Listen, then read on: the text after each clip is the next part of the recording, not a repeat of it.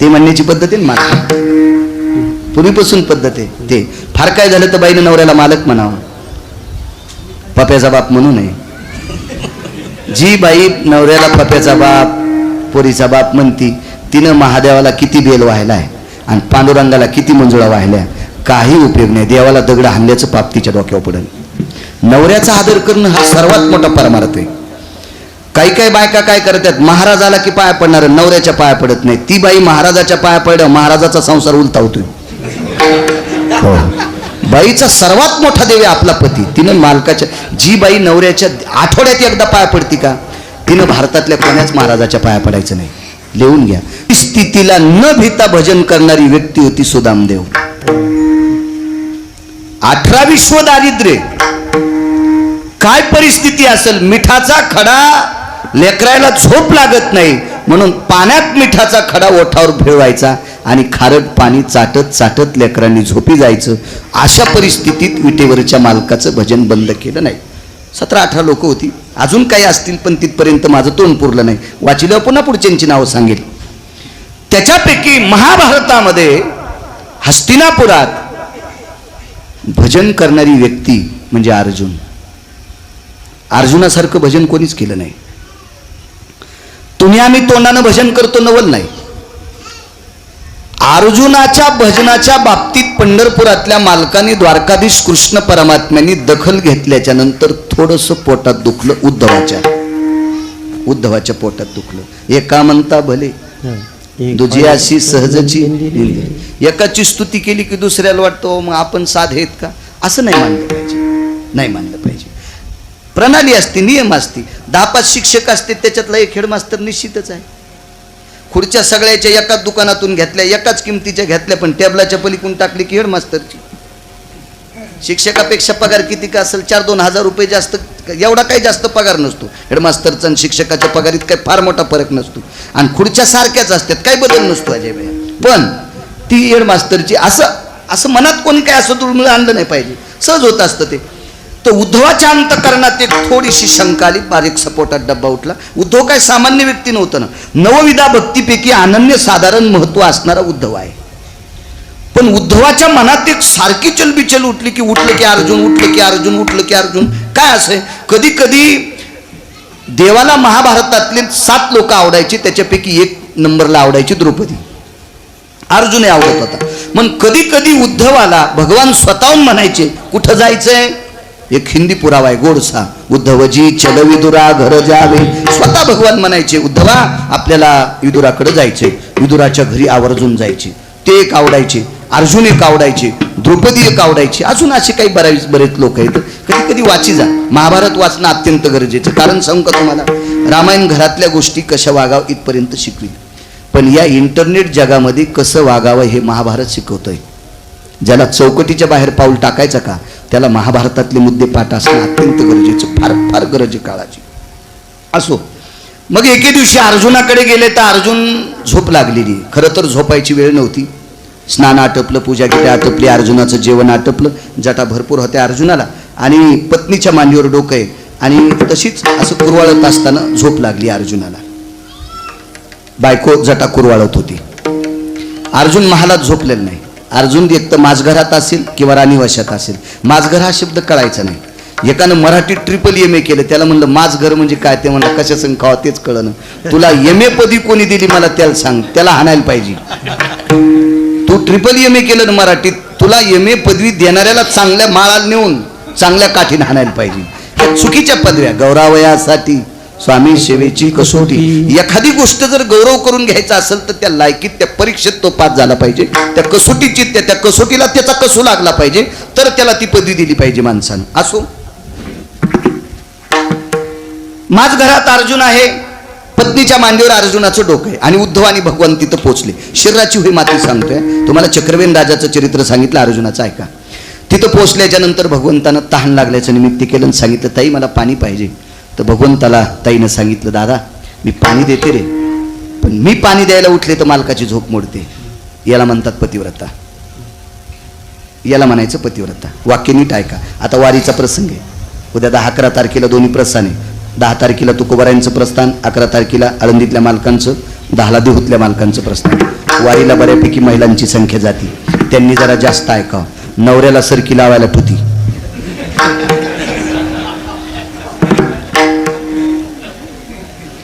आणि तिथून संख्येच्या फोनून खाल्ला कडी सरकी निघली का, नसली निघली तर जरा नीट लावा.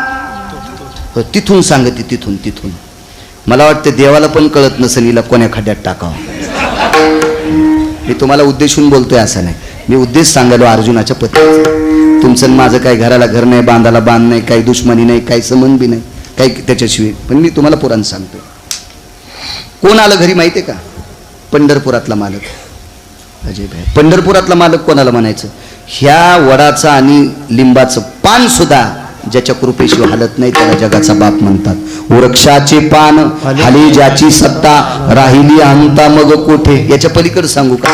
इतका चुटचुट चुटचुट चुटचुट गिरगावचा बाळ्या बोलायला आहे, पण हा बाळ्या सुद्धा कोण्या दिवशी मळ्यात नेऊन फुकायचा ज्याच्या हातात आहे त्याला जगाचा बाप म्हणतात. आमच्यावर घेतल्यावर तुमची खसखस पिकली, तुम्हाला सुद्धा एके दिवशी फुकणारच आहे. उठाला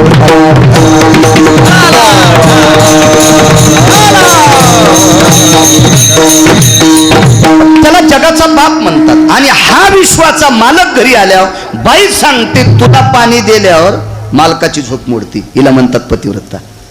तू थोडा वेळ थांब, माझ्या मालकाची झोप आटपल्याच्या नंतर तुला पाणी देते. याला तहान लागतच नव्हती, कोणाला लावायची याच्या हातात आहे.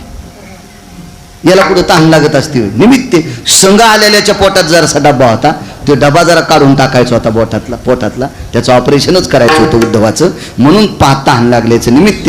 आणि दिली अर्जुनाच्या डोक्याला मांडी आणि आईसाहेब मधात गुतल्या. हे का पाणी आणू देतं का? ते कामातच गुतली. तहान लागली खरी उद्धवाला, त्याचं तोंड कोरडं पडलं. मला शरीराची माती होऊन सांगायची, मला काय भागवत सांगायचं नाही, पुराण सांगायचं नाही. भागवत महाराजांनी, डाके महाराजांनी तुम्हाला 5-7 दिवस सांगितलं, मला फक्त पुरावा द्यायचा याच्यातला. आणि मग उद्धवाला तहान लागल्याच्यानं सांगितलं, भगवान तहान लागली. भगवंतानं सांगितलं उद्धवा हळूच बोल, याची झोप जर मोडली तर बाईला राग येईल, आणि पतिव्रतेला राग आल्यावर ती काय कोणाची गय करीत नाही, तिची देवावरी सत्ता. मग काय झोप? उद्धवाला सांगितलं तुला पाणी पाहिजे ना, आणि ते म्हणलं मी दुसऱ्याच्या घरात कशाला घुसू?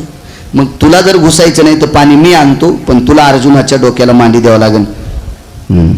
अख्खा आयुष्य घरावर तुळशीपत्र ठुले म्हणे, मी भजन करतो तुमचं, बसूया अर्जुनाच्या झिपऱ्या हिचकीत. बसू का म्हणे अर्जुनाच्या झिपऱ्या हिचकीत? भगवंतानं सांगितलं उद्धवा तुला पाणी प्यायचं ना, मग आपण ज्यांच्या घरी आलोत ना त्या बाईचा नियम आहे, झोप मोडू नये, तुला डोकं द्यावंच, मांडी द्यावंच लागेल. नाईला जाणं, इतकी तहान लावली. याच्याच हातात आहे, त्याच्याच हातात आहे. काही करतंय तेच.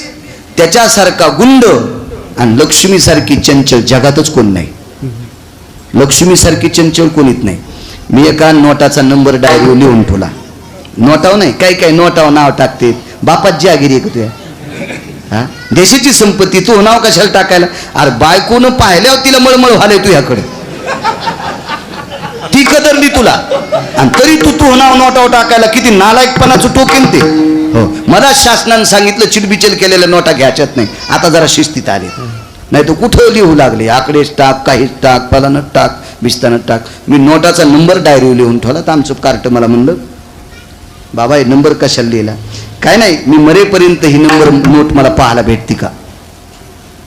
ते म्हणलं का नाही भेटणार? मी म्हणलं मरेपर्यंत तर भेटणार नाही, पण मी मेल्यावर ज्या दिवशी पिंडदान करशील त्या दिवशी पिंडावर टाकायला पण भेटणार नाही.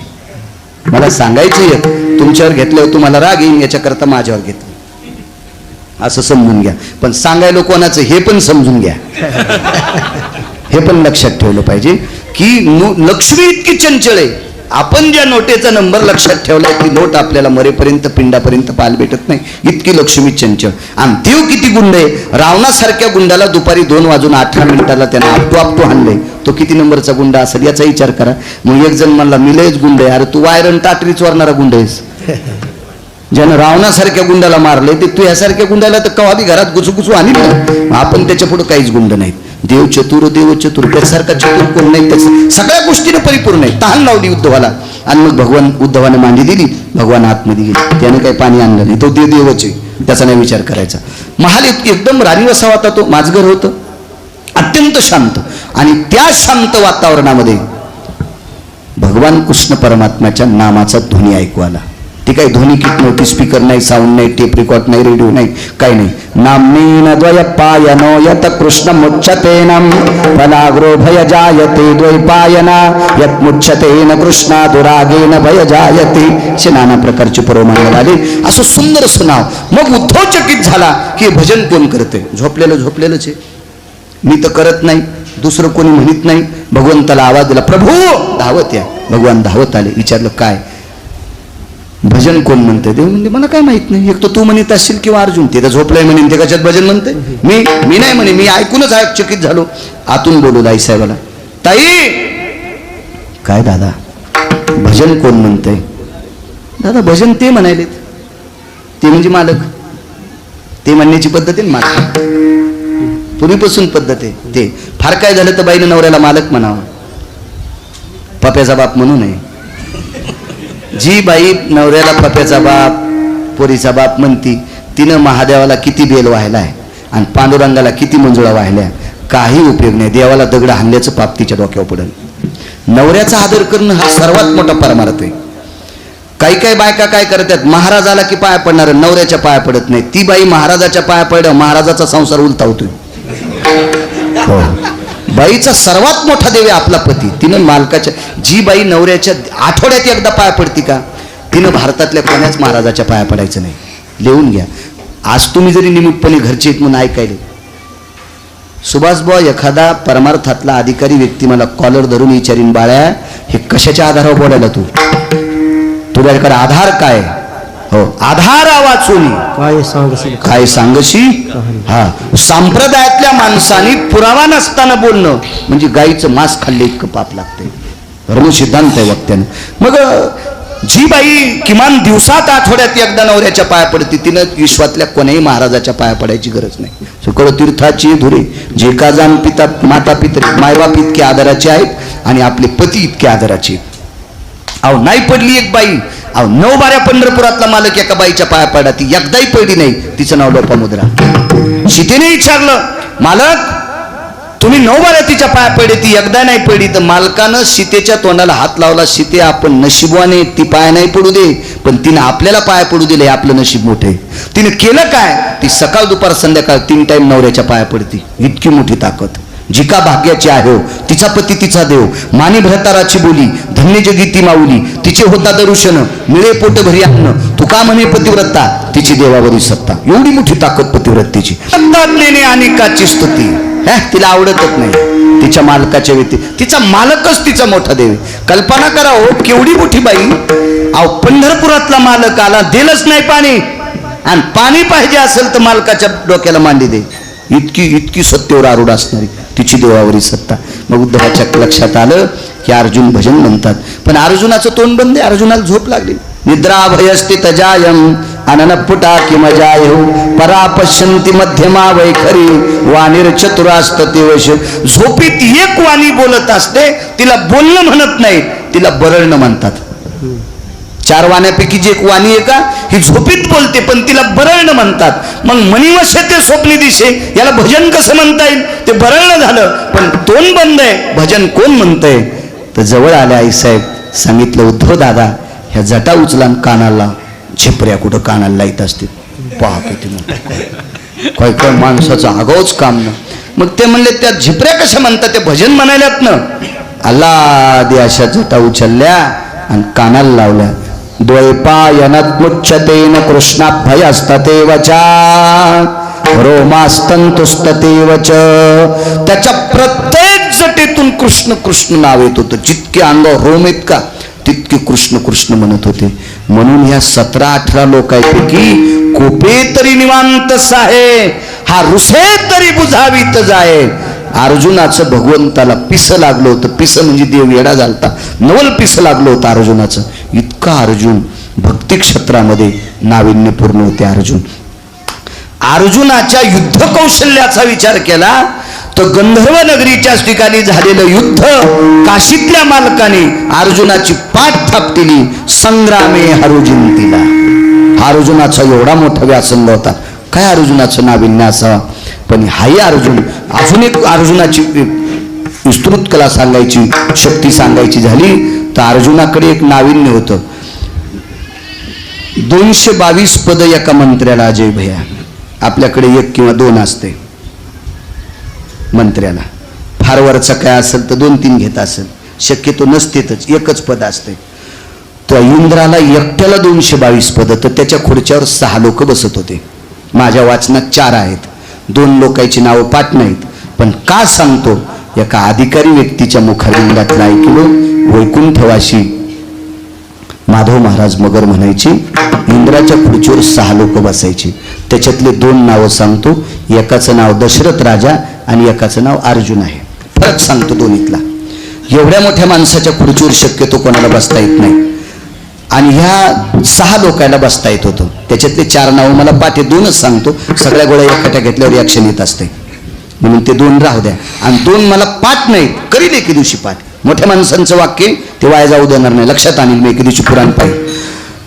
तर दशरथ राजा अमरपुरीत गेल्याच्या नंतर इंद्र खुर्ची सोडायचे आणि दशरथ राजाला खुर्ची बसायला देत होते.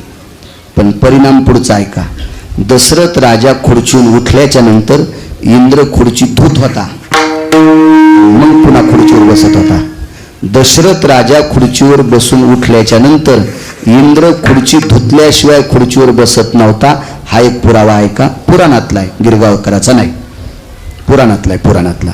आणि अर्जुन अमरपुरीत गेल्याच्या नंतर अनंत बुवा इंद्र खुर्ची पुशीत होता आणि मग अर्जुनाला बसू देत होता. अशोक देवा, इंद्र खुर्ची स्वतः पुसायचा तो बसलेला किंवा ध्वाचा आणि मग अर्जुनाला बसू देत होता. आणि दशरथ राजा खुर्चीवर बसून उठल्याच्या नंतर सिंहासन धुतल्यावर इंद्र बसायचा आणि अर्जुन आल्याच्या नंतर सिंहासन पुसायचा आणि मग अर्जुनाला बसायला द्यायचा. आता श्रेष्ठ कोण? देवाचा बाप का अर्जुन? अर्जुन तर देवाचा मेव नाही. दशरथ राजा देवाचा कोण आहे? बाप आहे. दशरथ राजा देवाचा कोण? बाप आहे. अर्जुन कोणी? बहिणीचा नवरा, मेव नाही. मग बाप श्रेष्ठ का मेवना श्रेष्ठ? भक्ती श्रेष्ठामध्ये दशरथ राजापेक्षा अर्जुन श्रेष्ठ. असं मी सांगत नाही, पुराण सांगते. आगा सिंहासना स्थिता अधिष्ठिता यच्छायतो सुछाग्र भयस्थिते अधिष्ठितम पृथक्की स्थित सुतेषु. पृथक्की म्हणजे कुंती आणि तिचा सुत म्हणजे अर्जुन, पार्थ म्हणजे अर्जुन. सिंहासन पुसल्याशिवाय अर्जुनाला बसू देत नव्हता आणि दशरथ राजा बसल्यावर सिंहासन धुतल्याशिवाय बसत नव्हता. त्याअर्थी अर्जुन किती अधिकारी असेल. त्याच्या पुढचा एक मुद्दा आहे का, अर्जुनाने एकदा इंद्राचा हत्ती आणला, रावणाच्या कट्ट्यानं बांधून नेला. रावणाच्या कट्ट्यानं बांधून नेला, बांधून. ते काही सामान्य नव्हतं, फारचूल बिचूल करणार होतं. त्यालाही 3 शक्त्या प्राप्त होत्या, शक्ती प्राप्त होत्या. पण वेळ कमी, आपल्याकडे बैल 2 जमीन 300 करीत किंवा आता येत नसती. आपल्या वेळेत कीर्तन सोडायचं. आपल्याला उगं लोकांना त्रास नको, उन्हाचा दिवस प्रसाद लोक जेवायचे. तर त्याच्याकडे 2-3 गोष्टी होत्या, प्राप्त केले होते. काही सामान्य नव्हतं महाराज. त्याला मारण्यासाठी सासऱ्याला 14 वर्ष उपवासी राहावं लागलं. त्याला मारण्यासाठी त्याच्या सख्या सासऱ्याला 14 वर्ष उपवास. लक्ष्मण त्याचा सासरा आहे. आपण सांगतो लक्ष्मणजी उपवासी राहिले. लक्ष्मणजी उपवासी ही रामप्रभूसाठी राहिलेच नव्हते, जावायला मारण्यासाठी राहिले होते. कारण त्यांच्या मुलीचं लग्न, लक्ष्मण शेष आहेत, शेषाच्या मुलीचं लग्न बापाच्या विरोधात झालं. म्हणून सांगितलं लग्न माझ्या विरोधात झाले, मला मान्य नाही. इंद्रजितानं सांगितलं मान्य जरी नसेल, पाणी ग्रहण झाले आता, तरी मी तुला मारणार, मुलीच्या कपाळावरचं कुंकू पुसणार, ईदवा झाली तरी हरकत नाही, पण तुला मारणारच. मला मारण्यासाठी लग्न करून संन्यास घ्यावा लागतो. घेणार. बायको घरी, लक्ष्मण वनवासात. मला मारण्यासाठी उपवास, मनसेल तितक्या दिवसाचा धरतो, पण तुला मारीनच. मग रावणाचं कट्ट फुकण्यासाठी लक्ष्मणाचा उपवास आहे. रावणाचं कट्ट फुकण्यासाठी लक्ष्मणाचा संन्यास आहे. हो, पण रामप्रभूसाठी संन्यास घेतला भरताने. हो, आणि लक्ष्मणानं संन्यास घेतला जावाई मारण्यासाठी. वाक्य नीट वाची जा, नीट ऐकू जा, नीट ऐकू जा. विठाला विठाला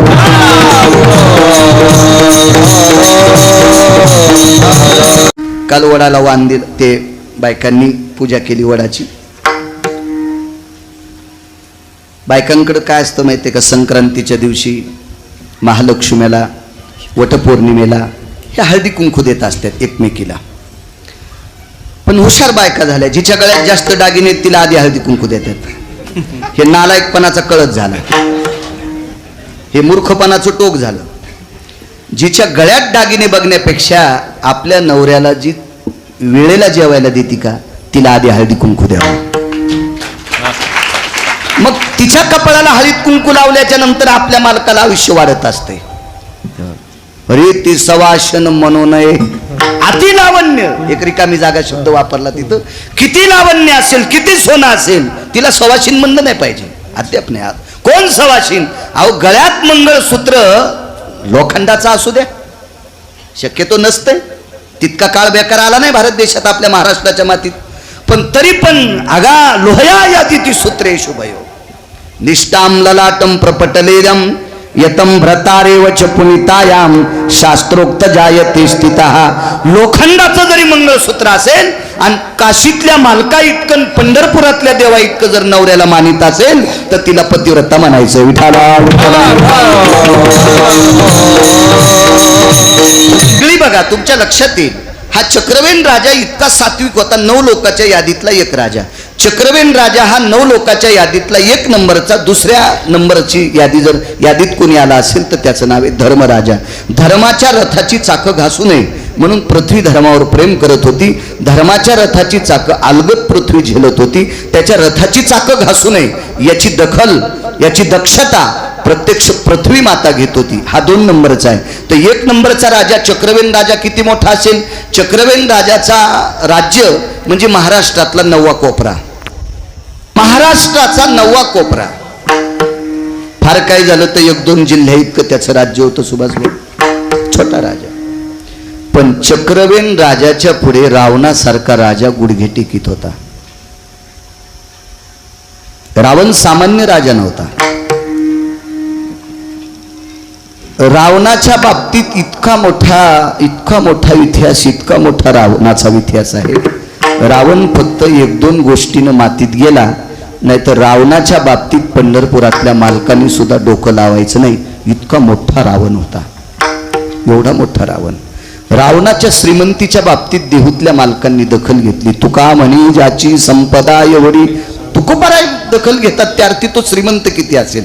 नाही तर वारकरी संप्रदायातले लोक भांगाऱ्या भोंगाऱ्यांबूट भरपाई शेवाले ते काही विचारित नसतील. आता एखादा पांचट असेल 2-3 हजार खिशात घालावा म्हणून ते त्याच्या चपला उचलीत असेल, तो नालायकाचं टोक आहे. पण शक्यतो संप्रदायातली लोक असे काही फार काही एखाद्याचे पैसे त्याला चोंभाळणं, त्याला लोणी लावणं हे संप्रदायाचं काम नाही. विठाला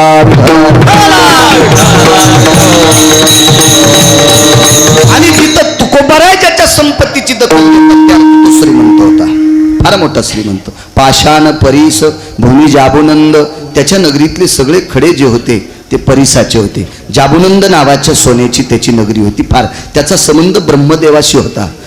त्याला 80,000 बायका. अत्यंत सुंदर. 80 सहस्र सुंदरा कामिनी माझी मुख्य राणी मंदोदरी.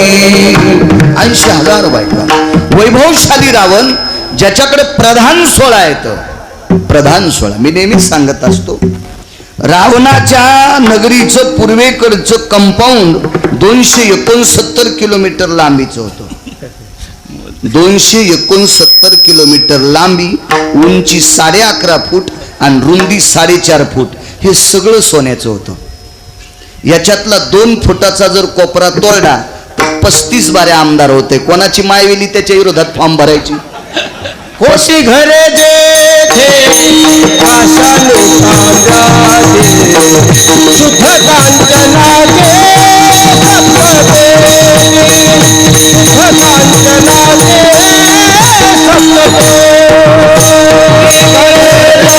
गे सप्तदे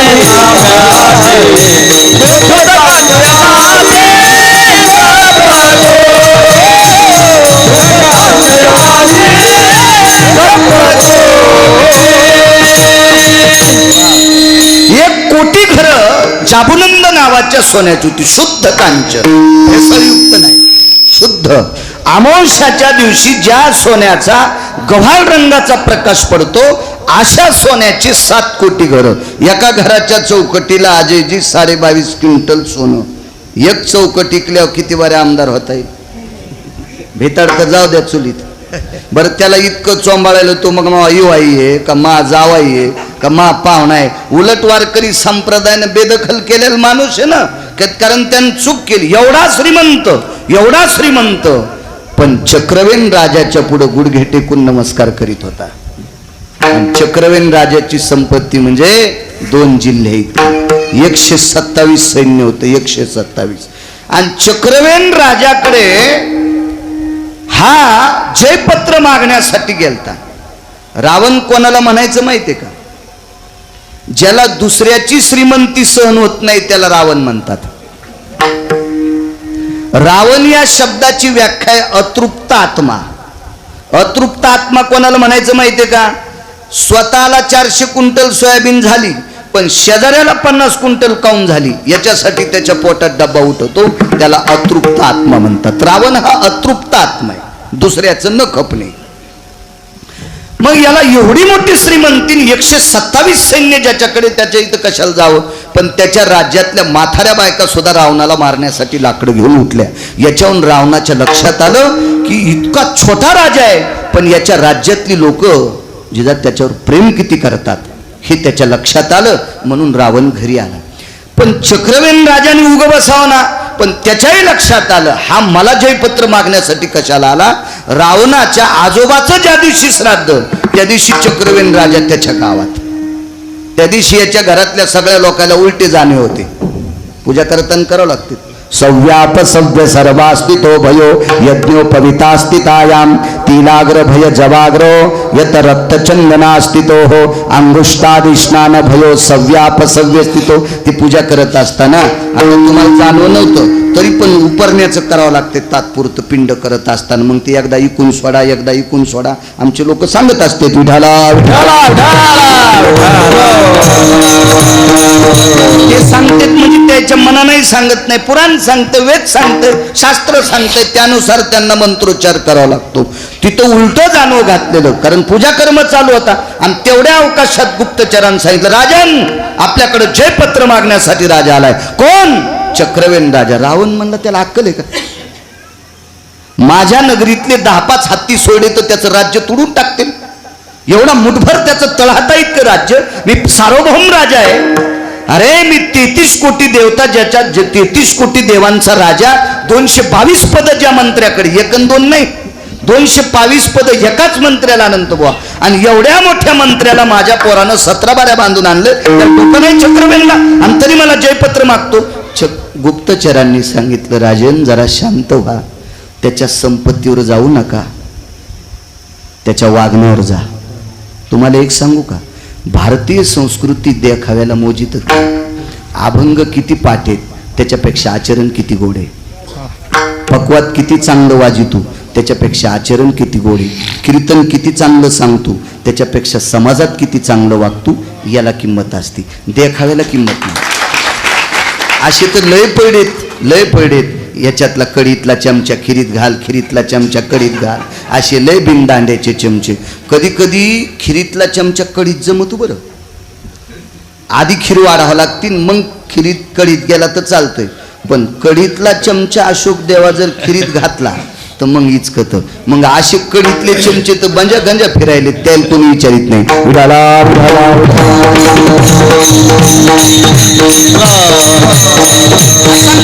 देखाव्याला किंमत देत नाही, वागण्याला किंमत. बैल जसा बोलतोय तसा वागतो का त्याला किंमत आहे. बोले तैसा चाले याची अजून वाचनात आलं. सांगे परी वागे त्याशी थोर मानावे आणि सांगे परी न वागे त्याशी चोर मानावे. सांगतोय जसं वागतोय त्याला थोर मानायचं आणि सांगतोय तसं वागत नाही त्याला चोट्ट म्हणायचं. उठाला गुप्तचर हुशार आहेत, हुशार गुप्तचर होता. सांगितलं राजन तुम्ही वैभवशाली आहात, श्रीमंत आहात, तुमच्या प्रधानानं जांभळी दिल्यावर यमाचं धोतर सुटतंय, इतकी तुमची पावर आहे, इतकी मोठी आहात. पण चक्रवेन राजाकडे संपत्ती कमी असू द्या, आचरण गोड आहे. काल वडाला वाण दिलं, ते बायकांनी पूजा केली वडाची. बायकांकडे काय असतं माहितीये का, संक्रांतीच्या दिवशी, महालक्ष्मीला, वटपौर्णिमेला हे हळदी कुंकू देत असतात एकमेकीला. पण हुशार बायका झाल्या, जिच्या गळ्यात जास्त दागिने तिला आधी हळदी कुंकू देतात. हे नालायकपणाचा कळत झाला, हे मूर्खपणाचं टोक झालं. जिच्या गळ्यात दागिने बघण्यापेक्षा आपल्या नवऱ्याला जी वेळेला जेवायला देते का तिला आधी हळदी कुंकू द्यावा. मग तिच्या कपाळाला हळदी कुंकू लावल्याच्या नंतर आपल्या मालकाला आयुष्य वाढत असते. अरे ती सवाशन म्हणू नये अति लावण्य, एक रिकामी जागा शब्द वापरला तिथं. किती लावण्य असेल, किती सोनं असेल, तिला सवाशीन म्हणलं नाही पाहिजे. अद्याप नाही. कोण सवाशीन? अहो गळ्यात मंगळसूत्र लोखंडाचा असू द्या, शक्यतो नसते. तितका काळ बेकार आला नाही भारत देशात, आपल्या महाराष्ट्राच्या मातीत. पण तरी पण अगा लोहया याती ती सूत्रे शुभयो निष्ठाम ललाटम प्रपटलेरम यतम भ्रतारेव च पुनितायाम शास्त्रोक्त जायते स्थितः.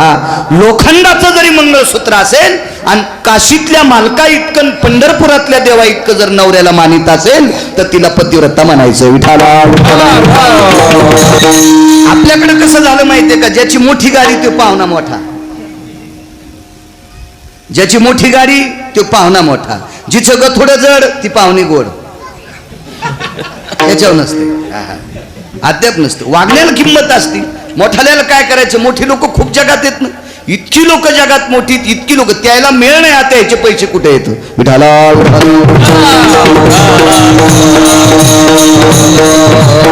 आचरणाला किंमत आहे, आचरणाला. सेवकानं सांगितलं पैसे त्यांच्याकडे कमी असू द्या. एखाद्या पाहुणा आपल्याकडे गरीब असला म्हणजे त्याला आपण पाहुणा म्हणायचं नाही का? त्यालाही पाहुणाच म्हणावं लागेल. असतील त्याच्याकडे 2 दाणे कमी असतील, ज्वारी कमी असेल, बाजरी कमी असेल, गहू कमी असतील, त्याचं घर साधं असेल, पण वागणं गोड आहे त्याचं, त्याला पाहुणा म्हणावं लागेल. आणि एखाद्या पाहुण्याकडे डोंगरा इतके पैसे असतील पण तो रावणाच्या पलीकडे वाकत असेल, त्या नालायकाला लोक म्हणतात म्हणून पाहुणा म्हणायचं. उठाला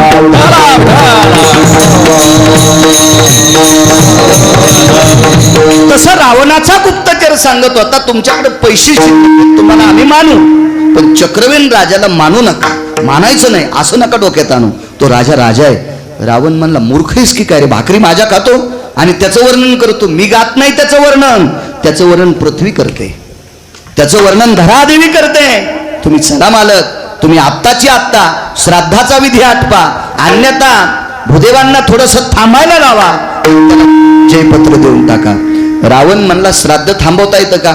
तुम्ही जर श्राद्ध नाही थांबवलं तर अख्खी लंका पाण्यात पडेल किंवा अख्खी लंका जळून जाईल. थोडंसं ऐका माझं. आणि मग रावण गेला तर त्याच्या अगोदर 2 प्रघात झाले. त्यानं पूर्वेकडच्या भिंतीला बोट लावल्याबरोबर 269 किलोमीटरचं भिताड खाली पडलं. त्याच्यात ताकद होती.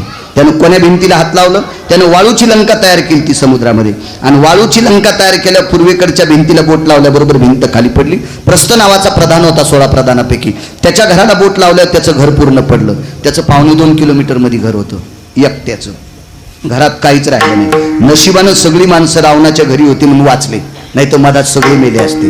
रावण म्हणला 2 आघात कस काय झाले, धरणीकंप कस काय झाला? भूकंप होत असताना रावणाला विचारल्याशिवाय होत नाही, कारण निसर्गातले पूर्ण सूत्र रावणाच्या हातात हालत होते. इतका रावण प्रभावशाली होता. ते म्हणला माझ्याकडचं पूर्वेकडचं भिंत पडली, गावकोस ज्याला आपण कंपाऊंड म्हणून सोप्या भाषेत, ते पडते, प्रधानाचं घर पडते. गुप्तचरांनी सांगितलं चला आशिष लंका वडाच्या चिकापासून तयार, वाळू चिक टाकला वडाचा, पानं तोडून आणले आणि त्याच्यापासून एक प्रतिकृती लंका केली. जसा आर्किटेक्ट घराचं चित्र काढून देतो अशी एक लंका वाळवंटात केली. तुम्ही तिथपर्यंत चला. रावण आला आणि रावणाने विचारलं कोण? मी चक्रवेन राजा आहे. बर, पूर्वेकडची भिंत कशी पडली? या लंकेला बोट लावल्याबरोबर पडली. प्रस्थाचं घर कसं पडलं? याच्यातल्या घराला हात लावल्याबरोबर पडलं. लंका जाळायची ताकद काय नाही म्हणलं. एवढ्या एवढ्या काड्या जमा केल्या आणि ह्या वाळवंटातल्या समुद्रातल्या लंकेवर टाकल्या. ही लंका जळाली, किती लंका जळती, आणि ही टोपल्यात भरून समुद्रात फेकली, किती समुद्रात पडती. रावणाने पटपट पटपट पटपट पटपट कागदाव नाही धोत्राचाच कोपरा फाडला आणि त्याच्यावर जयपत्र लिहून दिलं. दृष्टांत संपला. रावण किती मोठा होता कल्पना करा. आता ताकद विचारा. रावणाने विचारलं बाबा मी तुला जयपत्र लिहून दिलं, माझ्या जीवनातली पहिली गोष्ट आहे की मला वापस यावं लागते आणि तुझ्यासारख्या सामान्य माणूस. ते म्हणला पुन्हा सामान्य म्हणतो? अरे मी ही लंका पाण्यात टाकल्यावर तुझी खरी लंका पाण्यात पडती, मी हिला जाळल्यावर तुझी खरी लंका जळून जाते, आणि तरी तुम्हाला साधं म्हणतो. काहीचा मनका गेला तरी तनका गेला म्हणून जात नाही.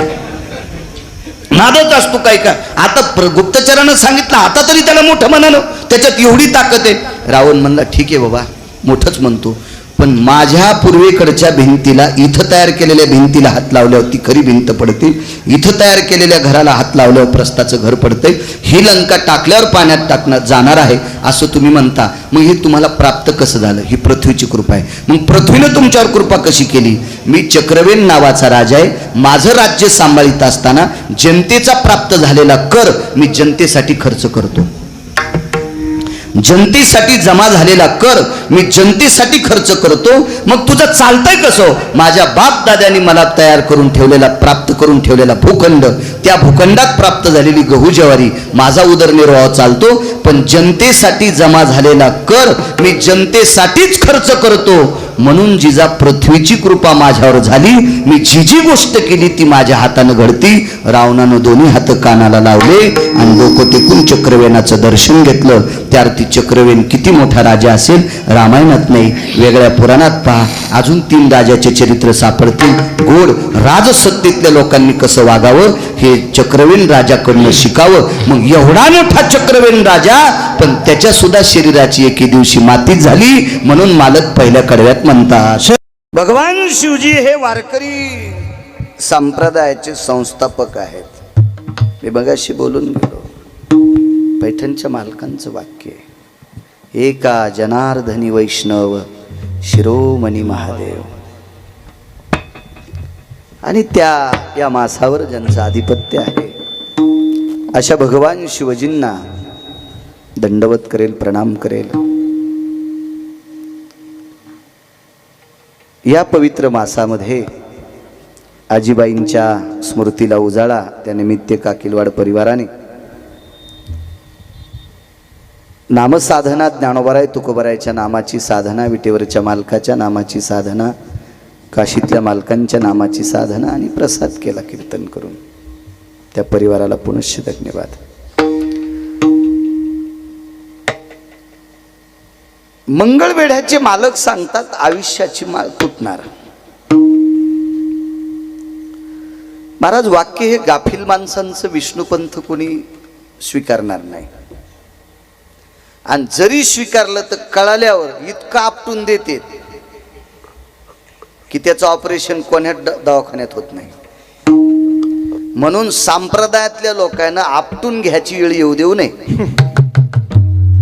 शिस्तीत वागलं पाहिजे.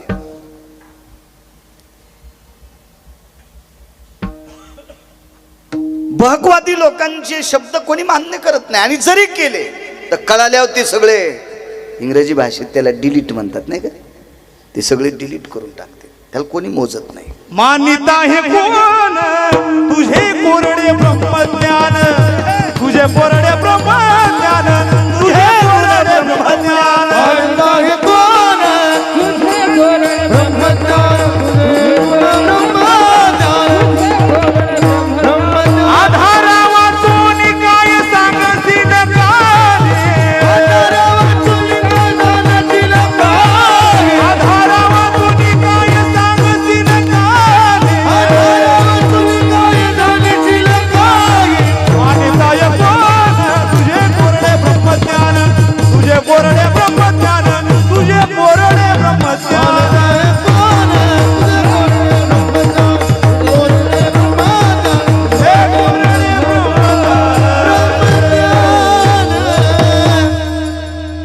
काय तू बकबक करतो? कोण मानायला रिकाम आहे? तो गोळ्या संपलेत का लोकांच्या भंगिरेचं मानायला?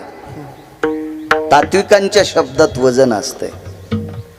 श्रीकांत याच्याकरता गाथ्यातले रोज 5 अभंग वाचायचे बरं का दादा, चांगलं गातोय. गरज आहे काळाची, चांगल्या लेकरांची गरज आहे संप्रदायाला. आमच्याकडे नथुराम बाबा केहाळकर असं प्रमाण दिलं की कोटीची नोट म्हणायची. मी जोपर्यंत जिवंत आहे तोपर्यंत सरकार कोटीची नोट नाही काढणार. कोटी नुसता आकडा ऐकतोय आपण, इतके पैसे बी आपल्या जो कुठून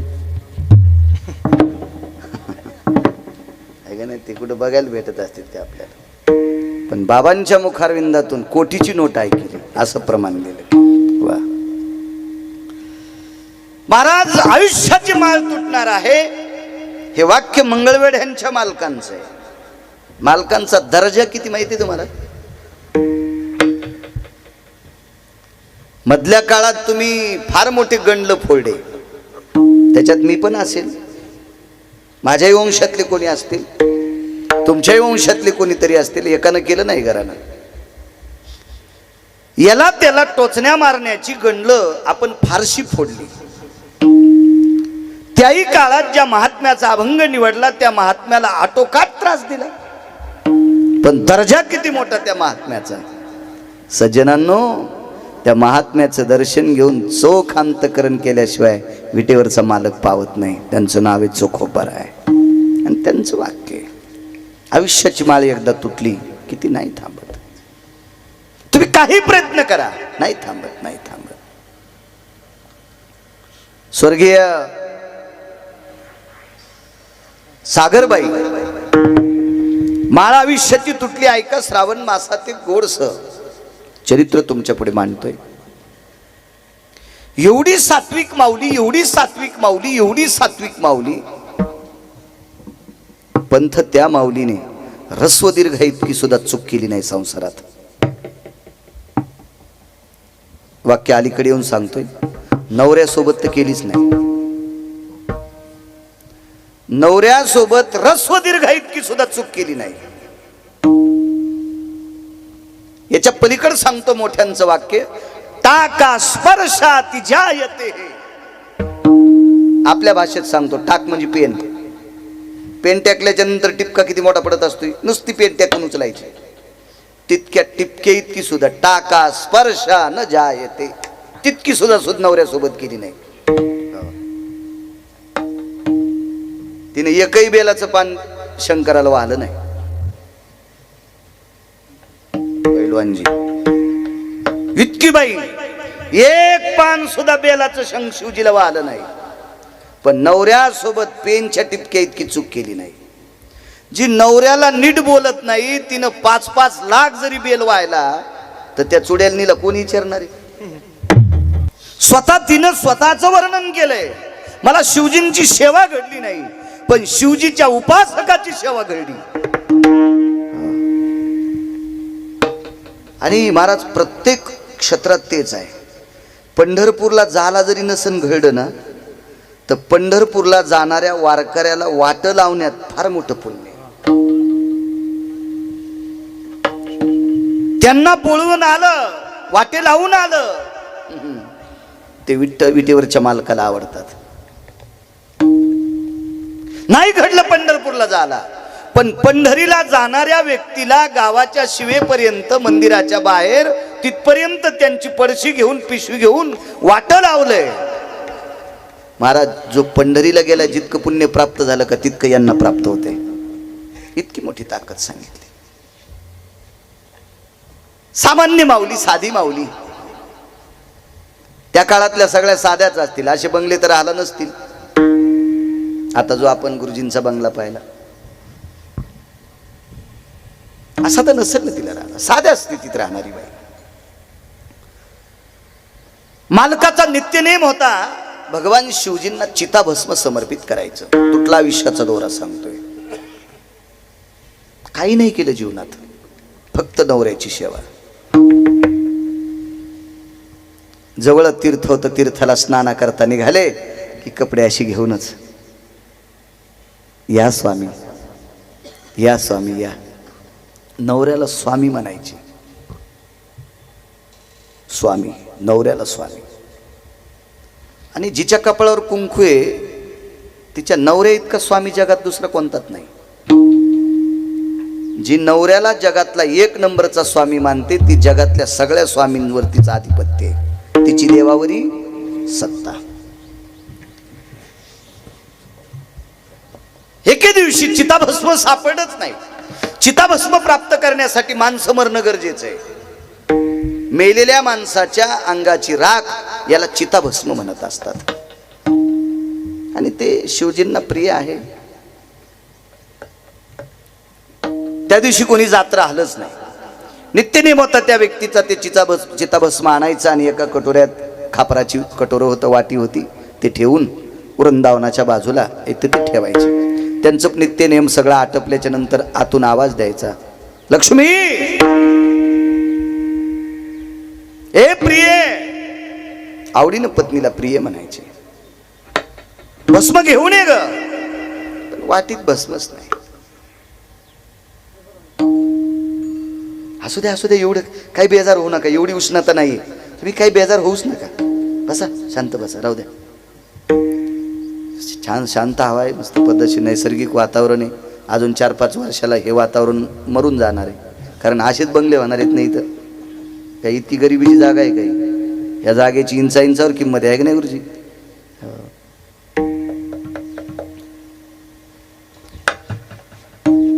बाईने लक्षात घेतलं, आतापर्यंत मालकाने आवाज दिल्याच्या नंतर चिताभस्म आपण वाटीतला आतमध्ये मंदिराच्या पायरीपाशी ठेवायचं. त्या चौकटीवर त्यांनी ती घेऊन जायचं आतमध्ये, कारण तो शिस्तीतला व्यक्ती होता. शिस्तीतला त्यानं कधीच तंबाखू तोंडात ठेवून महादेवाचं दर्शन घेतलं नाही. गुटखा इकडच्या गालात लोटून कधीच त्यानं भगवान शिवजीच्या पिंडीला स्पर्श केला नाही. असा शिस्तीतला व्यक्ती होता तो. शिस्तीतला त्यानं भजन करताना कधीच तोंडातली तंबाखू घोंगडी खाली टाकली नाही. म्हणजे असा शिस्तीतला होता, असं गुरुजी सांगायचे. मी काही तिथं हजर नव्हतो. शिस्तीतला परमार्थ होता त्याचा, शिस्तीतला.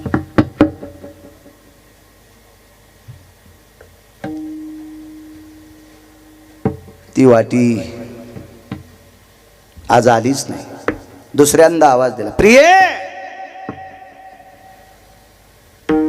बाईने लक्षात घेतलं, तिसरा आवाज ऐकायच्या अगोदर आपले कान संपले पाहिजे. मग काय वरचे कान कापले म्हणजे आवाज बंद होत असतो का महाराज? नाही. पण हे संपण्यासाठी देह संपवला. त्या देहाला जोहार करून घेतलं, डोळे झाकले, मालकाचं स्मरण केलं, शिवजींचं केलं नाही. वाक्य नीट ऐका बरं, नीट ऐका. हा जो पोकळवाद कारभार चाललाय ना, यांनी जास्त ऐकायला पाहिजे. नुसता पोकळवाद. मालकाचं, आपल्या स्वामीचं स्मरण केलं. प्रभू, हळदीच्या अंगाने तुमच्याकडे आले त्यावेळेस पासून टाका स्पर्शात या. एका पेनच्या टिपक्या इतकी सुद्धा चूक केली नाही हो स्वामी. राई इतकी चूक केली नाही, जवा इतकी चूक केली नाही, तिळा इतकी चूक केली नाही, एका मातीच्या कणा इतकी चूक केली नाही, डोक्याच्या केसा इतकी सुद्धा चूक केली नाही. आतापर्यंत तुमच्या शब्दाला तडा जाऊ दिला नाही. मानी भ्रताराची बोली, एक शब्द तुमच्या विरोधात नाही. पण आज तुम्ही वापरलेला, संबोधलेला शब्द आज माझ्याच्यानं खरा होत नाही. मी तुम्हाला चिताभस्म देऊ शकत नाही. आणत कोण होतं भस्म? नवरा. आज त्यानं आणलं नाही, हिचा काय दोष आहे? पण त्या वाटीमध्ये चिताभस्म नाही, मागितलंय. रोजचा नियम होता, लक्षात यायला पाहिजे होता. आपण भस्म आणलंच नाही, पत्नीला मागवू नये. पण भावनावश झालेला माणूस. इतकी भगवान शिवजीवर माझ्या भावना होती. देवादिदेव विश्वनाथावर त्या व्यक्तीची भावना आहे. या विश्वातल्या मालकावर, भगवान शिवशंकरावर त्याची सद्भावना आहे. तो भावनेमध्ये वाहून गेला आणि त्या व्यक्तीच्या लक्षात आलं नाही आज आपण चिताभस्म आणलं नाही. आणि तिसरा आवाज दिला, लक्ष्मी हे प्रिये, घेऊन ये ग भस्म. आणि 3 आवाज ज्या वेळेला पडतात त्यावेळेला त्यांना थोडासा राग आला. येतो राग. पण कोणाला येतो माहिती आहे का? जे वागतात कडक, बोलतात कडक, त्या लोकांना राग येतो. त्याला बायको बी तशी लागेल. एक जणाकडे आम्ही जेवायला गेलो. जेवायला गेल्याच्या नंतर त्यांनी सांगितलं, महाराज जेवायला काय करू? म्हणलं काय नाही, पिठलं पोळी करा, नाही तर पिठलं भाकर करा. काय बोलायले म्हणले? महाराष्ट्रात माझ्या बायकोने 1 नंबरची PhD पाकशास्त्रात पास झाली. ती पाकशास्त्रात PhD केली. कशा कशात PhD असतात आपल्याला माहितच नाही. आणि काय तुम्ही पिठलं भाकर मागायले? मी म्हणलो पिठलं भाकरच दे. 9 तोंडापैकी ह्या तोंडानं साधं खाल्लं की बाकीचे तोंड नीट राहते. 9 तोंडापैकी सर्वात खतरनाक तोंड कोणतं असेल तर हे. ह्या तोंडात पंथ चांगल्या वस्तू टाकल्या की बाकीचे तोंड सरळ राहतील. आणि श्रीकांत या तोंडानं काही बी खाल्लं मग हेच तोंड एके दिवशी रट्टे खालपण लावते. रसना अनावर तुका म्हणे डोंगवाहे, तुका म्हणे डोंगवाहे, तुका म्हणे डोंगवाहे.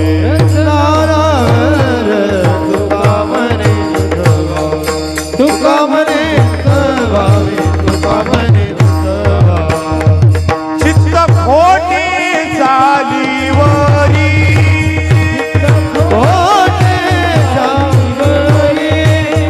ओग रोगाचे आहारी, हे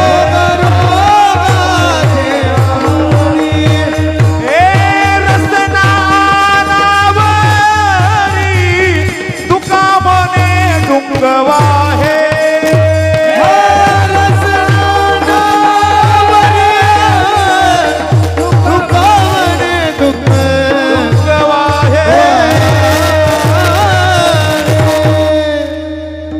शेळ्या मेंढ्या धरणारे वाघ बरेच ऐकले असतील पण कीर्तनातला प्रमाणाचा वाघ आहे विठाला विठाला.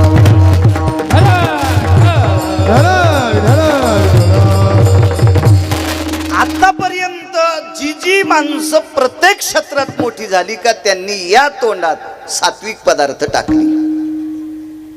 तपी असतील, जपी असतील, अनुरागी असतील, सिद्ध असतील, महंत असतील, वैरागी असतील, बैरागी असतील, ते कोणी असो, त्यांनी या तोंडामध्ये 9 छिद्रापैकी या छिद्रामध्ये तात्विक वस्तू टाकल्या. म्हणून चंद्र सूर्य येतोपर्यंत ती चमकली. हो, म्हणून शक्यतो ह्या छिद्रामध्ये बाकीच्यानं शहाणपणा करू नये. बाकीच्या छिद्रांनी अशाच वस्तू टाका.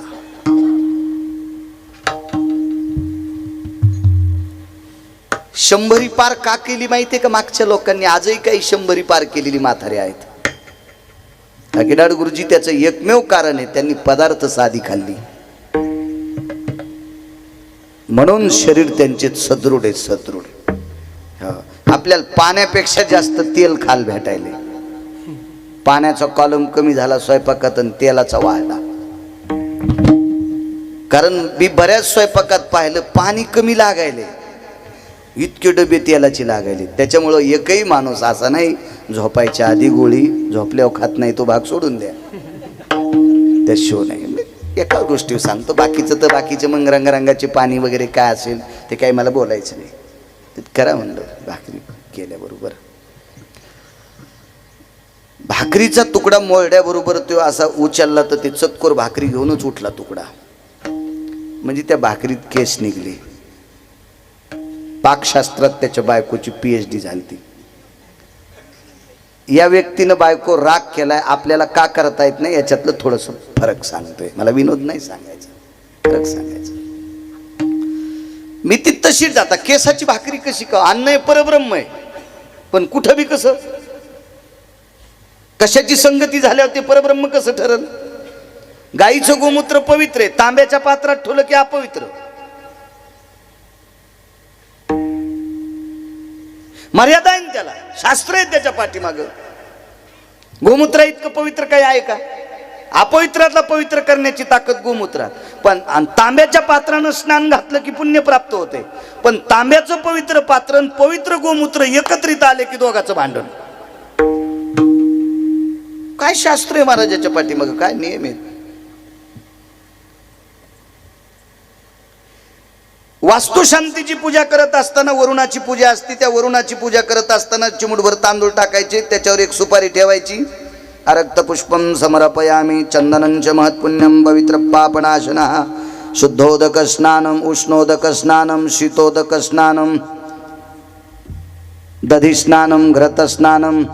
हे झालं स्नान. ती सुपारी कोणती? वरुणाची.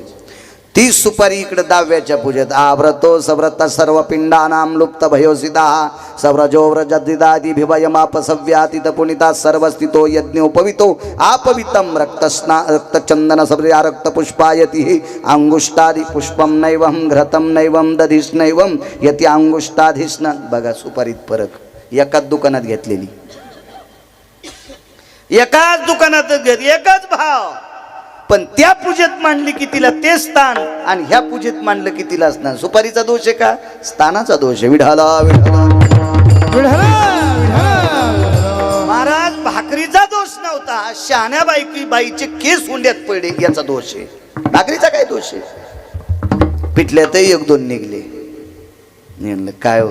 नाही म्हणे महाराज माझ्या बायकोला राहाचा लयच नाद आहे, ती राहण्यात लय टापटिपे, दिवसा काठी विशिक वेळेस डोकं इचरीती. म्हणलं भाकरीच्या काठोटीत बी इचरीती का?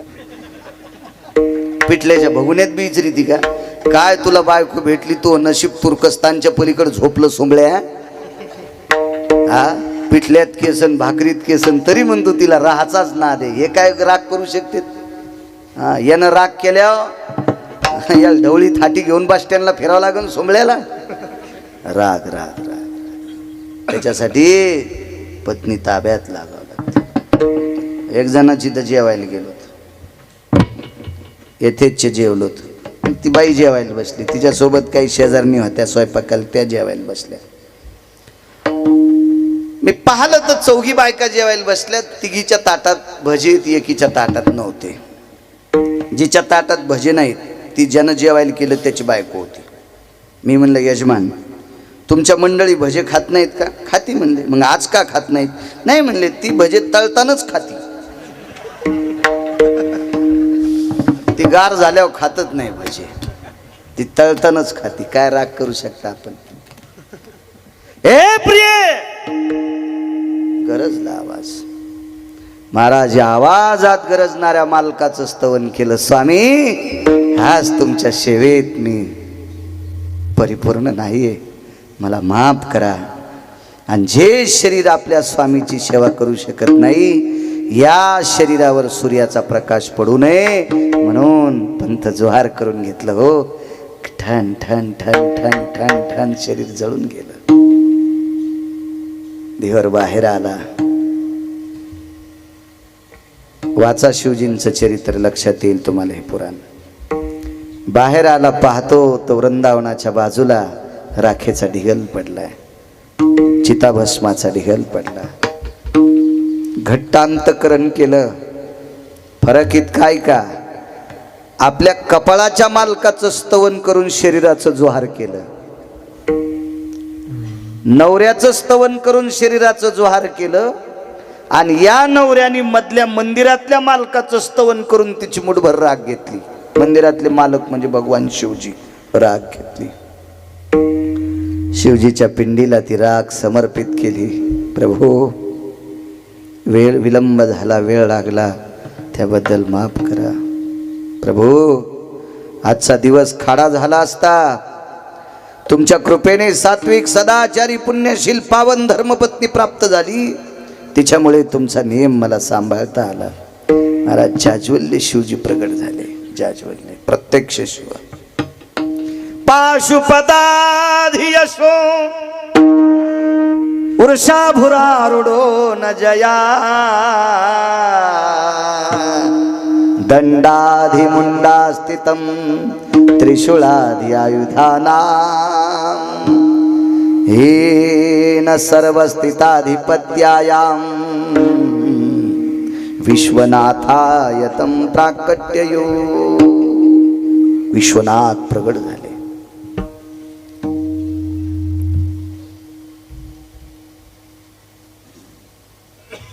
दहा भुजांनी कवटाळलं. 10 भुजा. शिवजीला मुख किती आहेत? भुजा 10. 10 भुजेनं आलिंगन दिलं. 10 भुजेनं खळा खळा खळा खळा 11 डोळ्यातून पाणी पडत होतं. शिवजीला मुख जरी 5 असतील तर डोळे 11 आहेत. शिवजीला डोळे किती आहेत? 11. शिवजींना जर डोकं 1 असेल तर डोळे किती आहेत? 3. योगी दिसतो विचित्र, त्याला 3 नेत्र, चर्म वेगळे नाही वस्त्र, मनवे मनवे तुझा मित्र बाळा जो जो रे. कुलभूषणा निजबा नारायणा बाळा जो जो रे. रे योगी आला से विश्रामा बाळा जो जो रे. ब्रह्मांड नायकाच्या मातोश्री यशोदाई साहेबांनी दोरी हलवावी, हे त्याला 3 नेत्र चर्म वेगळे. गिरगावकर म्हणे नव्हे, किंवा नैवम गिरगावकर लिखितम यशोदा लिखितम श्रीमद संत नामदेवराय लिखितम. आपण लिहिलेलं कोण? भूतीचरी. एकादश नयन पाजरती, दुसरीकडचा पुरावा लावला, 11 डोळे पाजरत होते. तव सावध झाला धीवर, पाहात विश्वंभराचे नयन, विश्वनाथाचे नयन. प्रभू वा वा, धन्य मी तुझ्यावर, धन्य. काय तुझी श्रद्धा आहे, तुला काय देऊ. महाराज ते हुशार होतं, ते काही सामान्य भक्त नव्हतं तुमच्या माझ्यासारखा सुटकेशी मागणार. त्यानं विचार केला, जिच्या सहकार्यामुळं मूर्तिमंत आपल्याला शिवजी भेटलेत, जिच्या श्रद्धेमुळं विश्वनाथ प्रत्यक्ष आपल्याला भेटलेत, आणि ती आपल्यापासून वंचित झाली, तिला आता जवळ बोलाव. आणि शिवजीला सांगितलं, प्रभू जिच्यामुळे चिताभस्म वाहाचा संकल्प पूर्ण झाला, मला तीच हवी, पुन्हा प्राप्त झाली, पुन्हा प्राप्त झाली. इथपर्यंत नाही सज्जनो, कालांतरानं एके दिवशी कायमची संपली. देवराने प्रश्न केला, प्रभू ज्या दिवशी स्वतःच्या शरीराचं ज्वाहार केलं, चिताभस्म तुम्हाला मी समर्पित केला, माझ्या भक्तीला प्रसन्न होऊन तुम्ही प्रगट झाले, मागणी माग म्हणले, ती मागणी मी माझ्या पत्नीच्या स्वरूपात मागितली, तुम्ही मला प्राप्त पुन्हा पत्नी करून दिली. आता ती पत्नी जात राहिली, प्रभू काय करायचं. माझ्या विश्वनाथानं सांगितलं, मर्यादा संपली राजा, संपली मर्यादा. महाराज संहार कार्य कोणाच्या हातात आहे? शिवजीच्या. निर्माण कार्य सत्यलोकातला मालक विधाता. कुलाल हाडाचा बाप चाढाचा अखंड मडके घडितो रे. हे 9 तोंडाचे 9 छिद्राचे मडके तयार केले ब्रह्मदेवाने. हा निर्माण करताय. ह्या मडक्यात काय टाकायचं हे पंढरपुरातल्या मालकाच्या हातात आहे. आणि या मडक्यानं शहाणपणा केल्यावर किंवा वेळ संपल्यावर कोण्या दिवशी फोडायचं हे काशीतल्या मालकाच्या हातात आहे. आहे सूत्र हाती विठोबाच्या, आहे सूत्र हाती विठोबाच्या, आहे सूत्र हाती विठोबाच्या,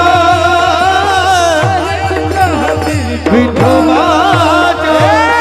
नकळे विचित्र, नकळे विचित्र,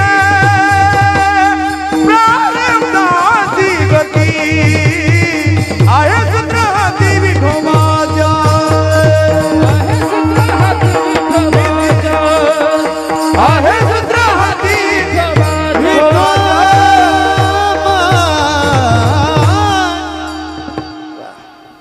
सगळं सूत्र मालकाच्या हातात. महाराज एवढं सूत्र असून तिन्ही देव एकत्रित आले आणि देवराने पुनश्च प्रश्न केला, मागणी केली, देवा देता का एकदा. नाकार दिला. आता आयुष्याची माळ तुटली, ती विधात्याच्या कर्तव्याने कर्मरतीतून तुटली. आता ती जोडण्याचा अधिकार आमच्यात नाही. म्हणून मालक पहिल्या कडव्यात तुटला आयुष्याचा दोरा, येन बाबू बाप सारा, येन बाबू बाप सारा, येन बाबू बाप सारा. आविष्याचा दोरा, हे रे वाहून सारा, हे रे वाहून सारा, हे रे वाहून सारा. ती मोठी असेल त्या देवराची पत्नी सावकार, पण एकदा आयुष्याची माळ तुटल्याच्या नंतर पुन्हा नाही येता आलं, नाही येता आलं, नाही येता आलं. म्हणून मालक म्हणले, तुटला आयुष्याचा दोरा.